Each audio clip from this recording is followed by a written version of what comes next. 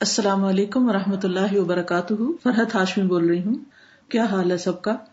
آپ سب کو گزشتہ عید مبارک۔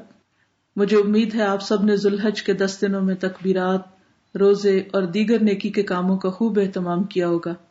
اللہ سبحانہ وتعالیٰ سے دعا ہے کہ وہ ہماری ان کوششوں کو قبول فرمائے، خصوصاً ہماری قربانیاں اور حاجیوں کا حج۔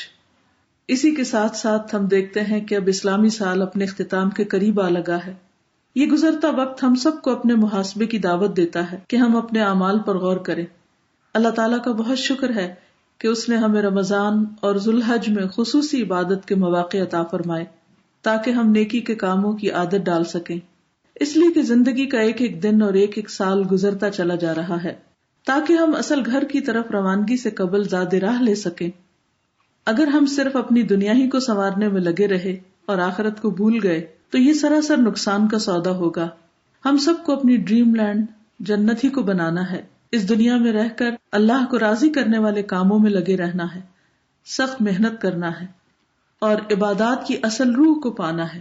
مثلا قربانی کی اصل روح کیا ہے کہ ہم اپنی عام زندگی میں بھی دوسروں کے آرام اور دوسروں کی خوشی کی خاطر اپنے جذبات کی قربانی کرنے والے ہوں، دوسروں کو راحت پہنچانے کے لیے اپنے وقت کی قربانی کرنے والے ہوں۔